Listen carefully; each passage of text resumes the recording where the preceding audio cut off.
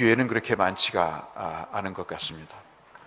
아침에 눈을 뜨면 하나님이 또 하루의 인생을 살게 하시는 기회를 주셨다 하는 것에 대해서 감사하게 되고, 그 일에 대해서 참 내 인생이 내 뜻대로 되지 않고 하나님의 은혜로 될 수밖에 없다 하는 생각을 갖습니다. 돈이 안 벌려도, 그리고 속상하는 일이 있더라도 내 마음대로 뜻대로 되지 않는 일들이 다반사로 있게 돼도 참 하나님의 은혜 때문에 오늘도 제가 삽니다 하는 그런 생각들을 우리가 인생이라고 하는 기회를 가질 때 고백하지 않을 수가 없는 내용입니다. 우리는 여러 가지 삶의 기준을 갖고 삽니다. 어떤 사람은 이러한 기준을 가지고, 저런 사람은 또 저런 기준을 가지고 인생을 살아갑니다. 근데 세상의 일반적인 기준을 보면 손해와 이익이라는 두 가지 기준을 가지고 자기의 인생을 이끌어가는 것을 볼 수 있습니다. 손해보는 일은 결코 바보스러운 일이다라고 생각을 하고, 결코 손해보는 일을 그렇게 하고 싶지 않는 것을 기준으로 삼고 사는 사람이 있습니다. 이익이 아니면 영적인 일이든 육적인 일이든 그렇게 나서서 자기가 손해보는 일을 하려고 하지 않는 것이 이 세상 이치가 아닌가 싶습니다. 그래서 모든 삶의 우선이 이익이 되느냐 그렇지 못하느냐의 기준을 가지고 사는 것이 세상이라고 볼 수 있겠죠. 그런데 성도는 좀 다르지 않습니까? 성도는 이익이 아닌 하나님의 말씀에 민감한 사람, 그 하나님의 뜻에 아주 민첩한 사람, 그 사람이 바로 성도라고 볼 수 있습니다. 손해보다는 주의 뜻에 예민하고 그 일에 충실한 사람이 바로 성도가 아닌가 싶습니다. 오늘 우리가 자녀를 위해서, 특별히 우리의 가정을 위해서, 우리의 삶의 가장 복된 기관인 이 가정이 세워가는 일조차도 이러한 세상의 손익의 계산이 우리로 하여금 교회라는 공동체와 특별히 가정이라는 공동체에 스며들어서 우리에게 아픔을 주기도 하고, 또는 참 상처를 남기기도 하는 그런 현실을 우리에게 보게 됩니다. 오늘은 여러분 한번 두 인물의 등장 인물의 모습을 보시면서 우리 가정을 한번 생각해 보는 시간을 삼았으면 좋겠습니다. 저와 여러분 지금까지 살아오시면서 어떤 기준을 갖고 사셨는지, 그것이 그 사람의 가치관이 되고 그 사람의 세계관이 되지 않겠습니까? 손익을 우선한다면 아마도 돈을 버는 일에 우리가 인생을 써야 되겠죠. 그러나 손익이 아닌 손해가 되더라도 다른 사람의 유익이 되는 일을 우리가 한다고 하면 결코 이런 돈 버는 일에 그 우선에서 우리에게 더 큰 일들이 주어질 것이라는 생각을 우리가 할 수 있겠습니다. 오늘은 여러분 참 재미있는 표현이 있습니다. 여러분 1절을 한번 보시면 룻과 하룻밤을 지냅니다. 하룻밤을 지냈다는 말씀이 좀 그럴 수 있겠습니다만은 아무 일도 없었죠. 아무 일도 없었습니다. 그저 룻이 자기 침대에 들어온 것에 깜짝 놀라서 자초지종을 물어보니 당신이 우리 가정의 기업 물을 자가 되어달라, 우리의 가정을 새롭게 세워주는 그런 사람이 됐으면 좋겠다 하는 청을 듣고 그 룻의 요청을 보아스가 수용을 합니다. 그리고 아침이 밝죠. 그리고 보아스는 룻에게 자기의 침대에서 아침까지 누워서 쉬라고 이야기를 하고, 무엇이 바빴는지 아침 일찍 만사를 제쳐놓고 그가 마을의 공동 장소인 성문으로 올라갑니다. 그 올라가는 내용은 여러분이 잘 아시는 대로 재판을 하기 위해서 올라가게 되죠. 사람이 어떤 일을 하거나 살다 보면 시시비비를 가릴 때가 있고 중요한 결정을 할 때가 있습니다. 고대에는 단순한 사회라서, 지금처럼 복잡하지 않은 사회라서 마을의 장로들과 그리고 그 사건과 관련된 사람들이 재판을 받게 되는데, 그 재판을 받는 곳이 바로 이제 성문이라고 하는 곳입니다. 그곳에 이른 아침 일찍 무엇이 중요하다고 보아스가 그렇게 일찍 올라갑니다. 아무도 없습니다. 지나가는 행인도 없고 아무도 없는 성문에 일찍 올라가서 그 재판을 준비해 갑니다. 구약 시대에는 장로들이 두 가지 일을 적어도 했습니다. 하나는 신앙을 가르치는 일을 했습니다. 가르친다는 것은 말로만 가르치는 게 아니라 삶으로 보여주는 가르침을 했죠. 그다음에 두 번째는 재판을 관여하는 일을 했습니다. 중요한 결정이 있을 때 재판을 하게 되는데, 지금 이 두 번째 사안인 재판하는 일에 10명의 장로들을 불러 모읍니다. 그 전에 참 이상한 일이 있는데, 1절을 아까 말씀드린 대로 보시면 한 사람이 지나갑니다. 보아스가 성문으로 올라가서 거기 앉아 있더니 마침 보아스가 말하던 기업 물을 자가 지나가는지라 그랬습니다. 참 우리가 룻기를 보면서 자주 보는 표현이죠. 2장 3절로 4절에서도 이 룻이 나오미의 어머니의 요청을 받아서 끼니를 해결하기 위해서 밭에 나갔더니 그 밭이 우연찮게도 보아스의 밭이었고, 그 이삭을 주울 때 나타나지 않았던 보아스가 마침 베들레헴에서 와서 룻을 만나는 그런 경우를 우리가 우연과 마침이라는 내용을 통해서 확인했듯이, 이 4장에서도 또 한 번의 결정적인 순간에 우연치 않은 사건이 벌어지게 됩니다. 그 영순위에 해당되는, 자기보다 이 나오미의 가정을 법적으로 구원해야 될 그 위치에 있는 사람이 마침 지나가자 보아스가 기다렸다는 듯이 그를 불러다 앉히는데, 그 이름이 참 묘합니다. 여러분 1절을 보시면 분명히 유대인들은 그 이름이 굉장히 중요하게 여겼던 사람들이거든요. 저희도 그렇지 않습니까? 학렬이 있고, 그리고 학렬에 따라서 조상이 지어주는 이름을 가지고 우리가 이름을 갖고 사는데, 유대인들은 특히 더했습니다. 이 계통, 족보에 관한 일에 목숨을 거는 사람들이기 때문에 이름은 꼭 조상의 이름을 꾸어서 자기 이름에다 붙여서 벤 아무개라고 하면서 가장 그 가문의 유명한 조상의 이름을 자기 이름 앞에 붙이는 습관이 있는데, 이 사람은 어찌된 사람인지 유력한 베들레헴의 집안 사람인데도 불구하고 오늘 본문은 이야기합니다. 아무개요라고 이야기를 하면서 이 사람의 이름을 도대체가 알 수가 없습니다. 페로니 알모니라는 히브리 말이거든요. 페로니 알모니란 말은 뭐 그저 그런 사람이라는 뜻입니다. 이름을 잘 모르겠는, 개똥이 엄마, 개똥이 아빠, 뭐 이런 정도죠. 옛날에도 신분이 낮았거나 그리고 행색을 할 수 없는 사람은 그 사람에게 아주 모멸감을 줄 수 있는 이름을 붙였습니다. 우리도 시집을 가서 그러잖아요. 젊었을 때, 처녀 때는 내 이름이 있었는데 시집을 가고 나서는 자기 이름이 없어집니다. 누구 엄마 그러지 자기의 이름을 불러주는 사람이 남편조차도 없는 그런 삶을 살면서 좀 서운하다는 그런 느낌도 받으시잖아요.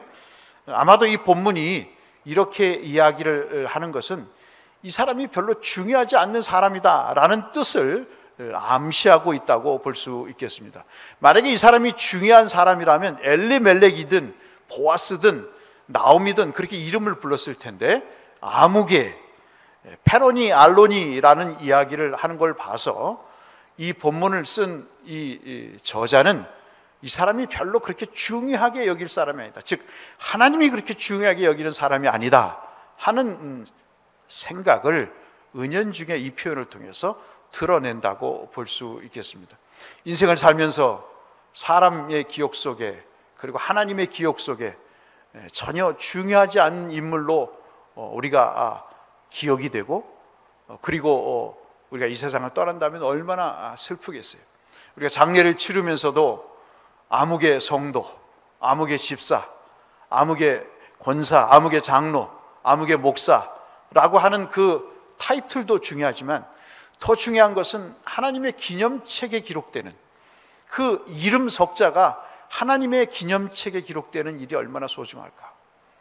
방명록의 이름을 기록하는 것보다도 하나님 나라의 생명책에, 기념책에 내 석자의 이름이, 또는 두 자의 이름이, 네 자의 이름이 기록되는 일이 있다면 얼마나 좋을까. 많은 사람들에게 좋은 사람으로, 참으로 존경받는 사람으로 우리 대구교회 역사에 참 저분은 훌륭한 분이었다고 우리의 기억 속에 남는 이름이라면 얼마나 좋겠는가. 여러분과 저와 우리의 가정의 자녀들이 그런 존재들이 되시기를 주님의 이름으로 간절히 축복합니다. 이러한 일을 이제 맞이하고 장로님들과 그리고 이 영순이 기원 부를 자를 불러 모읍니다. 서두르는 것 같습니다. 내가 이 일을 꼭 반드시 이행해야 되겠다고, 이것이 가장 중요한 일이다라고 여기는 것 같았습니다. 왜 보아스는 이 일을 집중할까요? 왜 이 일에 자기의 모든 만사를 제쳐놓고 이 일에 추진을 하는 것일까요? 왜 서두른다는 느낌까지 받으면서 아침 일찍 아무도 없는 시간부터 이 일을 준비하는 걸까요? 그래서 우리가 이미 3장 14절에서 살펴봤죠. 밤에 침상에 들어온 외간 여자인 룻에게 자초지종을 물었을 때 당신이 무너진 우리 가정을 살릴 구원자입니다. 룻이 몰랐을까요? 아마 알았을 것입니다. 이 사람이 영순이자가 아니라는 것을 알았을 것입니다. 보아스보다도 더 앞선, 순번으로 앞선 사람이 있다는 사실을 알았음에도 불구하고 룻은 보아스에게 당신이 무너져 간 우리의 가정을, 이 하나님의 축복이 사라진 가정에 하나님의 복을 주실 적격자입니다 라고 이야기를 할 때 보아스가 룻에게 약속을 하죠.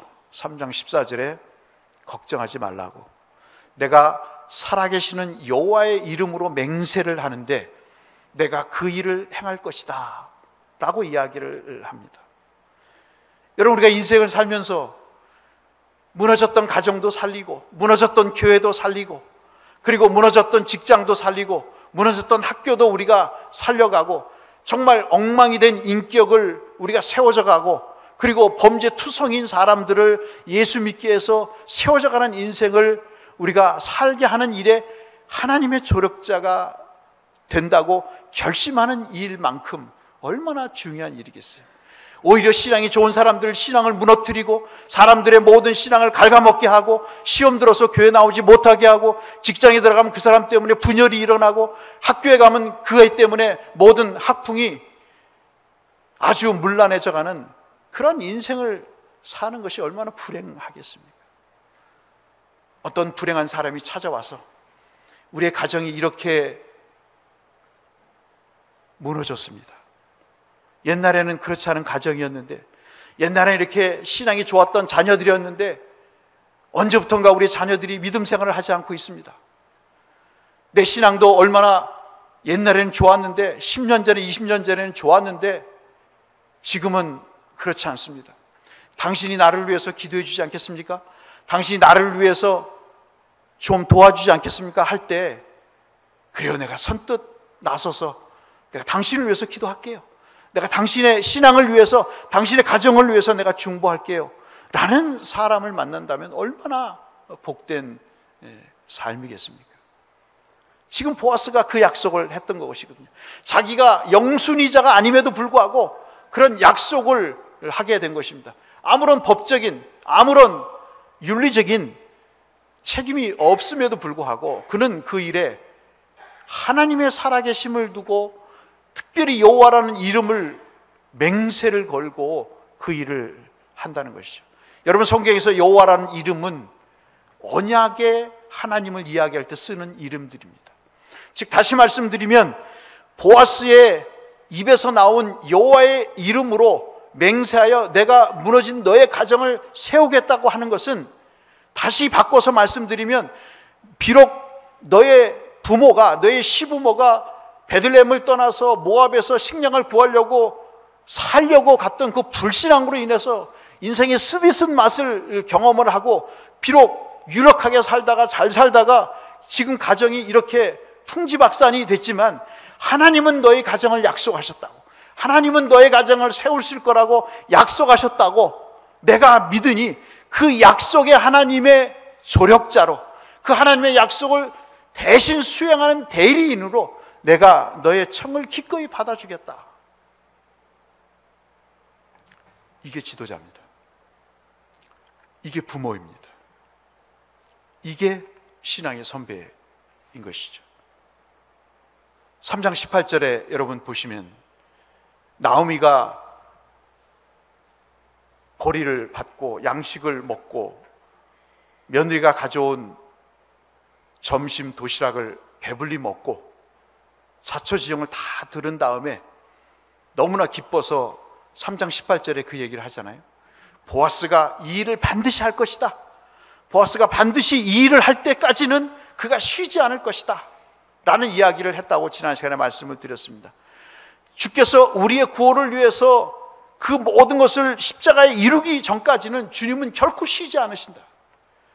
주님은 우리의 구원을 위해서 지금도 기도하고 계시지만, 그분이 살아계셨을 때는 어떠한 육신적인 피곤함도, 어떠한 육신적인 고통 속에서도, 어떠한 육신적인 바쁜 일 속에서도 오직 영혼을 구원하는 일에 최우선을 두고 내 구원을 위해서 주님은 불철주야 수고를 아끼지 않으셨다 하는 것처럼, 나오미의 입을 통해서 보아스가 이 일을 하기까지는 결코 쉬지 않을 것이다 하는 것을 통해서 이 보아스의 의도를 간접적으로 이야기를 하는 것을 우리가 너무나 잘 알 수 있습니다.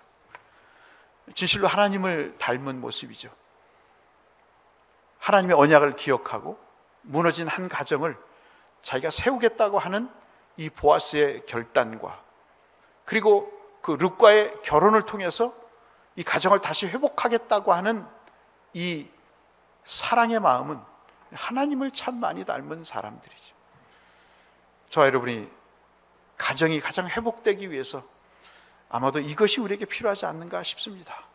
하나님을 닮은 아버지, 하나님을 닮은 어머니, 하나님을 닮은 가족이 얼마나 우리에게 소중한가 하는 것들을 우리에게 말씀해 주고 있습니다. 오늘 앞서 말씀드린 대로 이 아무개라고 하는 성을 가진 사람에게 이제 이야기를 합니다. 당신이 영순이로 이 무너진 나오미의 가정을 이제 구원해야 될 가장 가까운 친척입니다. 당신이 이 일을 하지 않으면 다음 턴이 납니다.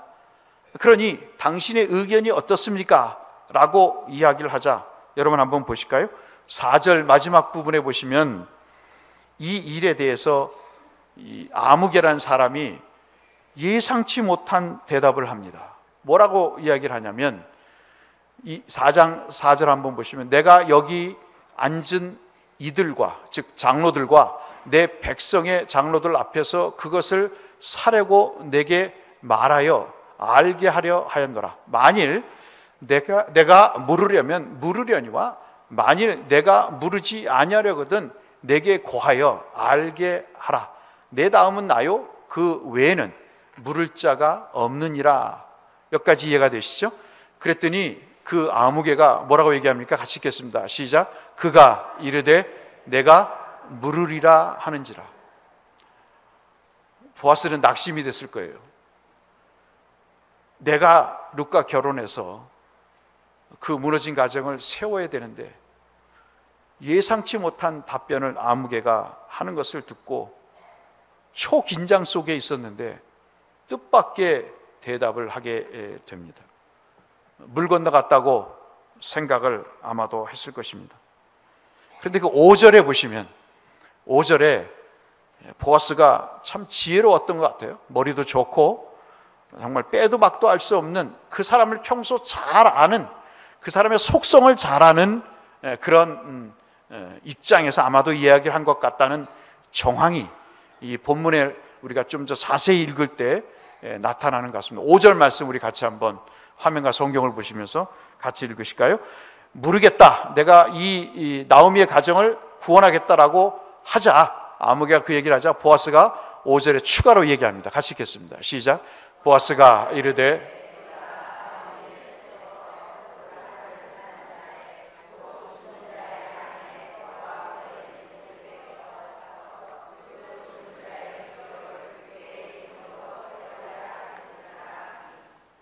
여러분 보시면 보아스가 이야기를 할 때 단순히 잃어버린 밭을 사는 것만이 아니다.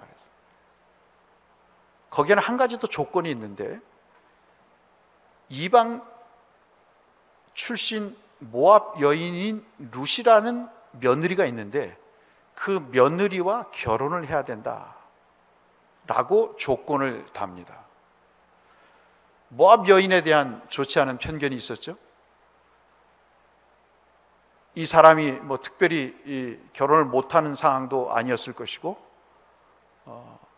그 제안을 뜻밖의 받습니다.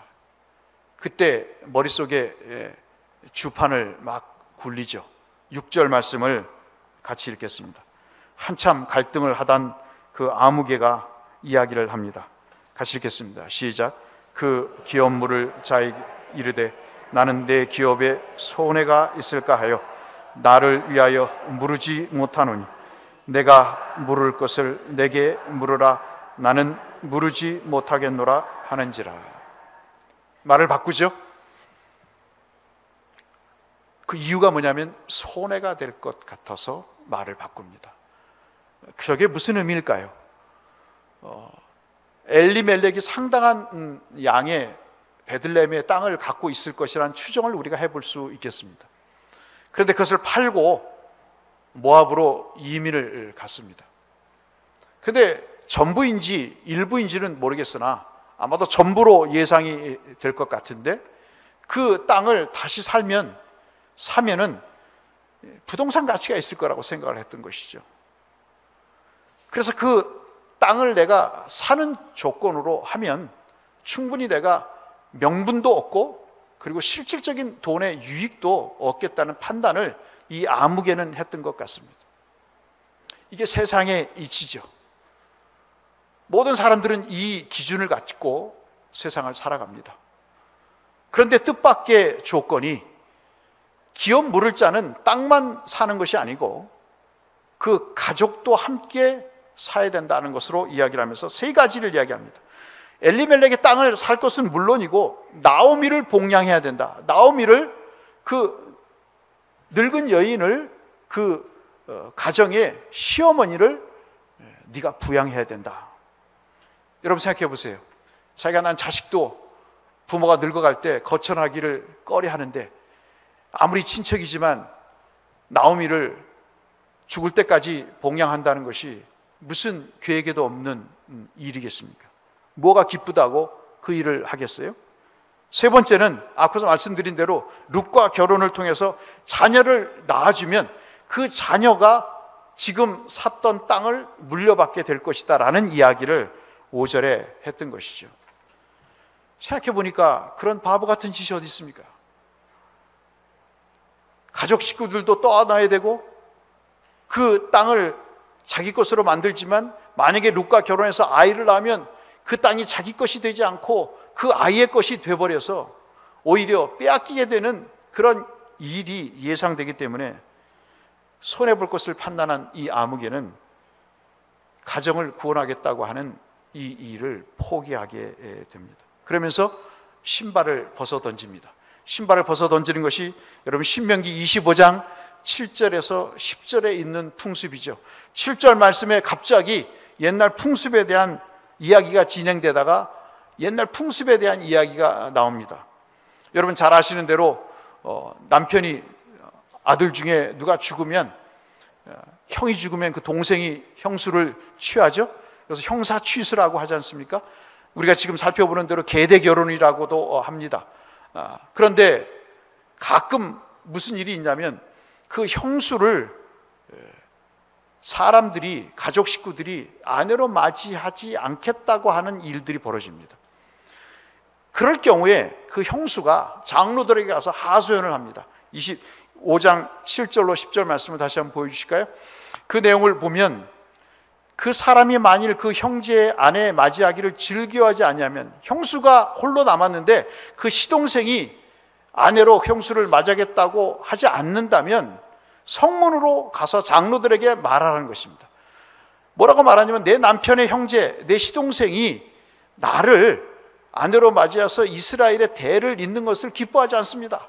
나를 아내로 맞이하고 싶지 않습니다. 이 의무를 수행하려고 하지 않습니다 라고 이야기를 하라는 거죠. 8절 말씀 보시면, 그럴 경우에 그 성읍의 장로들은 그 말을 듣고 그 시동생을 불러다가 그에게 이미 정한 뜻대로 이야기를 하도록 합니다. 그 시동생이 이야기하죠. 나는 뜻이 이러니 도대체 내 형수와 결혼 생활을 할 수 없습니다 라고 이야기를 하면, 그 형수가 뭐라고 얘기하죠? 9절 말씀을 같이 보시면, 그 형제의 아내가 장로들 앞에서 그에게 나아가서 그의 발에서 신발을 벗기고, 즉 시동생의 신발을 벗기고 그 얼굴에 침을 뱉으면서 이렇게 얘기한다는 겁니다. 형제의 집을 세우기를 즐겨하지 않는 자에게 이같이 함이 마땅하니다 라는 욕설을 해도 좋다는 규정이 있는 것이죠. 참 이 말씀이 10절 말씀 보시면 우리의 상황과는 정말 맞지 않는 말씀이지만, 가정을 세우는 일이 얼마나 중요한가를 이스라엘 역사에서 우리가 보게 되는 것이죠. 이스라엘 중에서 그의 이름을 신 벗김 받은 자의 집이라 부를 것이요, 아주 치욕적인 가정이라고 부를 것이라는 거죠. 그 의무를 수행하지 않는 그 집안을 신발 벗긴 받은 자의 집이다. 가정의 구원을 위해서, 가정의 세움을 위해서 헌신하지 않는 가정이다 라고 그렇게 이름을 불러도 무방하다는 율법적인 내용입니다. 이것이 얼마나 유대인들에게 있어서는 중요한 일인가 우리가 알 수 있는 것이죠. 손해를 감내하고도 그 일을, 영적인 일을 추진하고자 하는 보아스와 이익을 계산해서 그 손해를 보고 영적인 일을 등한시하고자 하는 이 상황의 대조는 오늘 현대의 사람들과 너무나 흡사합니다. 신앙을 버려도 육적인 일에 성공하기를 원한다면, 신앙의 삶을 살지 않아도 돈을 버는 일에, 그리고 학식을 더하는 일에 최선을 다하고 그 일에 이름을 낸다고 한다면 무방하다고 여기는 그런 생각들이 우리 속에 아주 팽배해 있다는 것이죠. 이번 주 금요일 날 결혼에 대한 말씀을 좀 드리면서 우리가 기도를 하기를 원합니다마는, 우리의 가장 큰 불행은 가정이 무너지는 것입니다. 그 무너지는 이유가 뭘까요? 영적인 것을 등한시하는 것입니다. 오늘 보아스는 여러분과 잘 아시는 대로 이 보아스의 의무를 그가 수행을 합니다. 이 일에 대해서 사람들이 축복을 합니다. 당신이 이스라엘의 국모인 라헬과 레아와 같은 집안이 되기를 원합니다. 에브랏과 같은 그리고 베들레헴에서 유력한 자, 유명한 자가 되기를 원합니다. 다만에게서 낳아준 베레스처럼 그 집안이 그렇게 되기를 원합니다라고 축복을 합니다. 이 축복의 내용이 뭘까요? 다 영적인 것입니다, 여러분. 라헬과 레아는 여러분 아시는 대로 야곱의 아내이지 않습니까? 그 중에서 특별히 라헬을 야곱은 사랑했어요.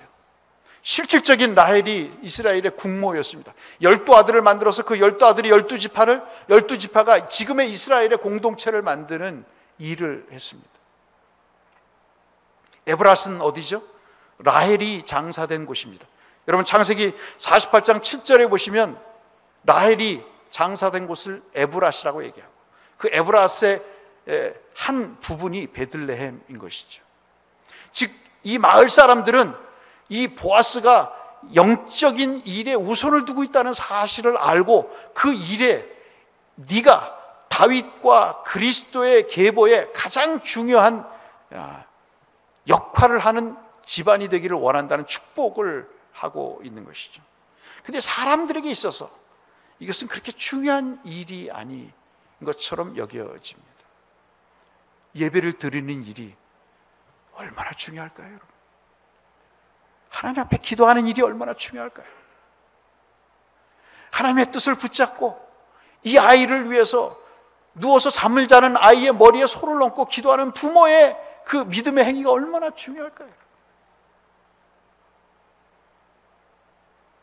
가정이 무너지는 일을 통해 내 가슴을 부여잡고 우리의 가정의 행복을 달라고 하나님 앞에 기도하는 그 부모의 기도가 얼마나 아름다운 것일까요?